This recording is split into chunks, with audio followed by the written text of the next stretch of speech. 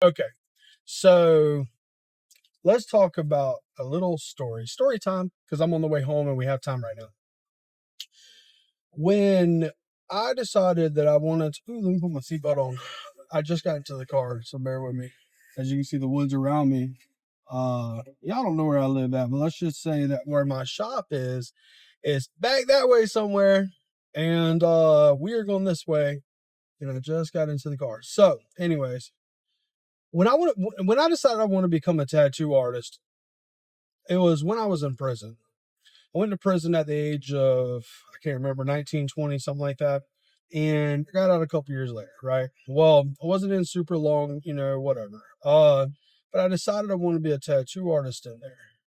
And it was kind of a funny story. It sounds so dumb thinking about it now, but it's the truth. When I was in prison, previously before that, I always had like jobs, but I never stayed in that job for super long. um I never stuck with anything really, so I would get in and out of positions and jobs and stuff very quickly, never sticking with anything for very long. And I knew I needed to figure out how to do something. I just didn't know what that thing was yet.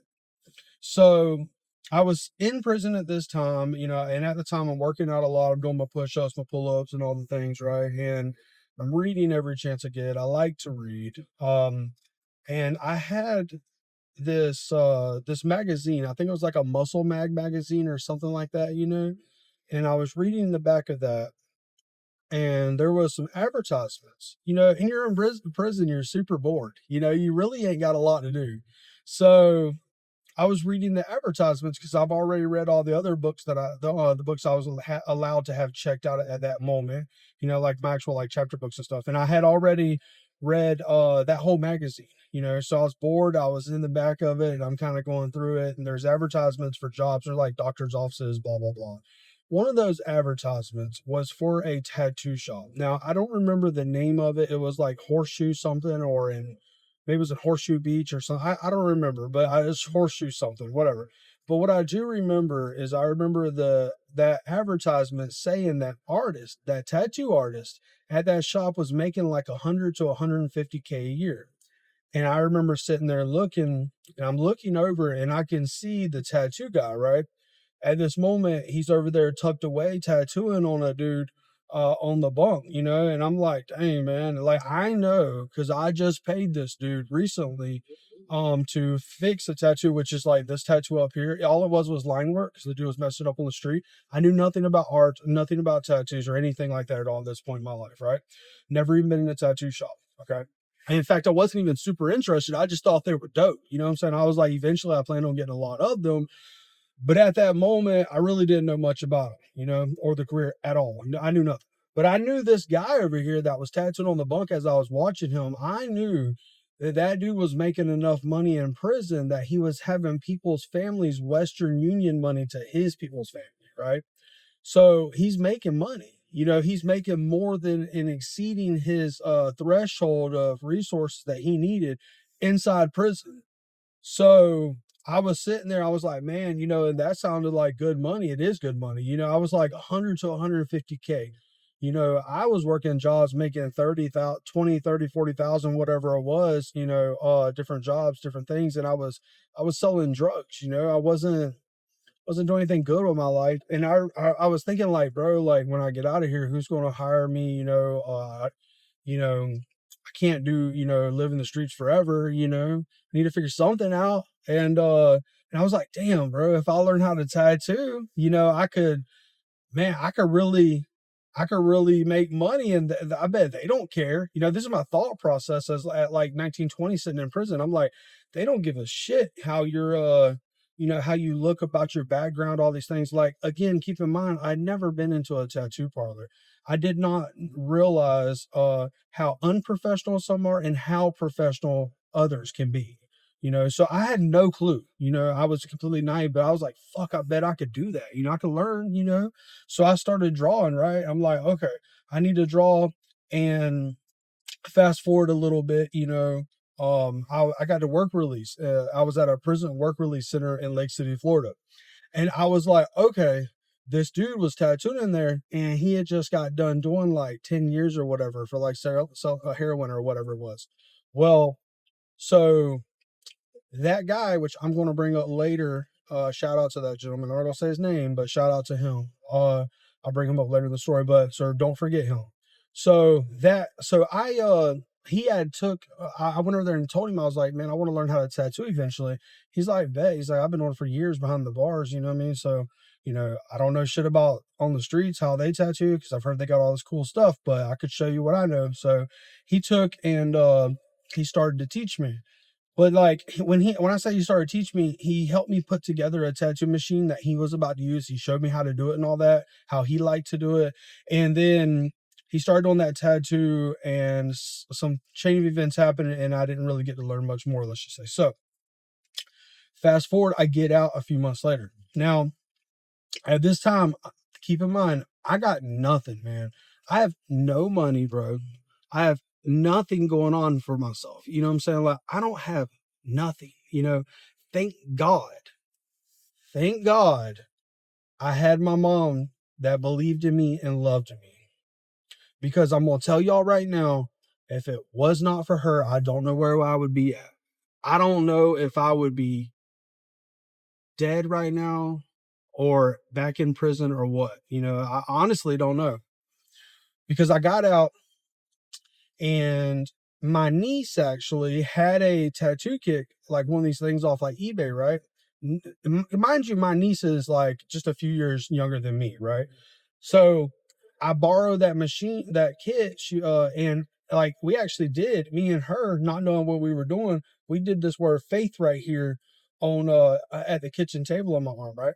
So people started asking me, because like friends and stuff, we're all like hanging out, partying, whatever. I'm still young and dumb, mind you. I'm like 21 or whatever, just got out of prison. My we're all just dumb. One of my best friends my whole life just got out the military. We're all living together, me and him, my little brother, and we're just being dumb. So I had all these people asking me all the time if I would do these tattoos. And I'm like, man, I really don't know what I'm doing. But yeah, like, dude, I didn't know nothing. I had nobody to help. I had no clue what the fuck I was doing. So I was like, but yeah, let's try it. So then I was talking to my mom one day. Now, mind you, like I said, I literally had nothing. I barely had clothes. I think I want to say I was working at McDonald's at the time, because I just got out of prison. You know what I'm saying? Like, I'm not making no money. I am talking about struggling. I'm struggling, bro. I think I might have even applied for food stamps and got denied. I think, I mean, I'm really in the struggle, I'm lucky that I fortunately had a place to sleep, because otherwise I'd have been homeless. Um, and before me and them had got that place together. So I was talking to my mom one day, man, and I was like, this is what I want to do. I want to learn to tattoo.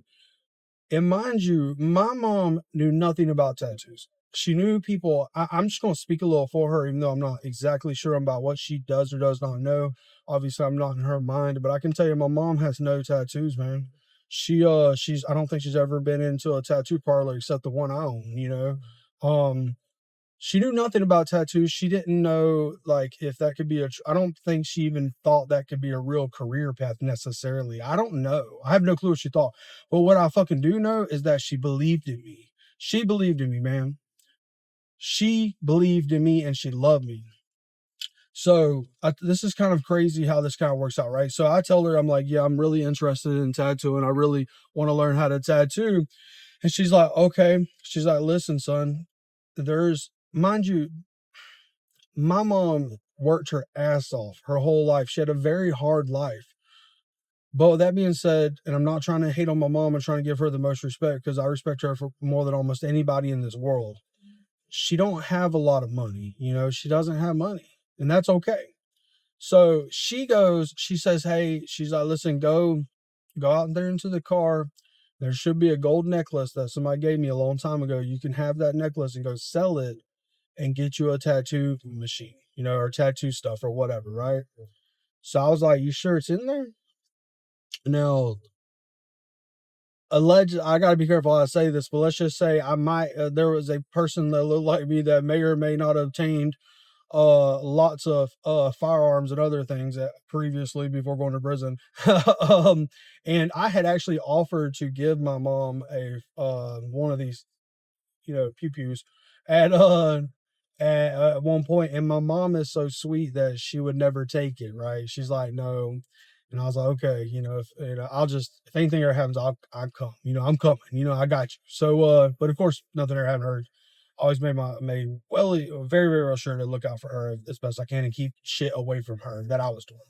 So, but I did get her a taser though. Okay, I got her a little taser, like a little stun gun thing or whatever, and from like the flea market or whatever, and I put it in her glove department box.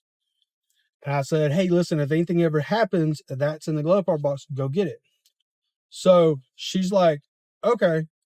Well, she tells me at this current point now in time, whenever to go out there and look, that necklace should still be in there. I'm like, are you sure it's in there? She's like, well, I think it's in there, but I haven't been in it, since you put that taser or whatever in there, a stun gun. I'm like, really? She's like, yeah, I haven't been in it. I'm scared of it, so I ain't went into the glove department box. Mind you, it's been like 2 years plus now at this point, So I'm like, oh man, I feel so bad. I didn't know this whole time that she was scared to go in her own glove department box because of that stun gun. Mind you, my mom is like the sweet little lady.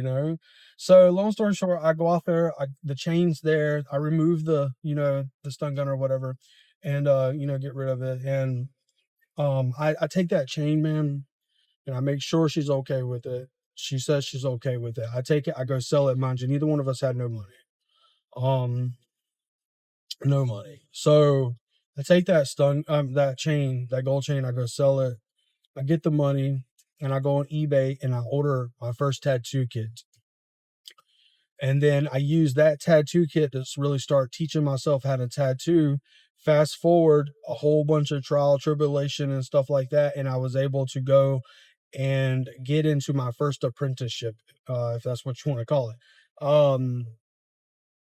So without my mom and that gold chain, I don't know if I would have ever actually started tattooing. I don't know if I would have ever been able to get that tattoo kit or what would happen or if I'd have lost interest before that moment or what. But here we are now, like 10 years later, man. I own my own business. I have for a while now. The current business I have right this second, I've had since 2020.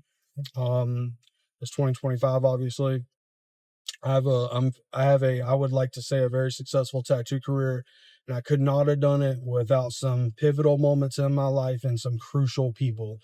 And of course, all the things that I had to do to get here.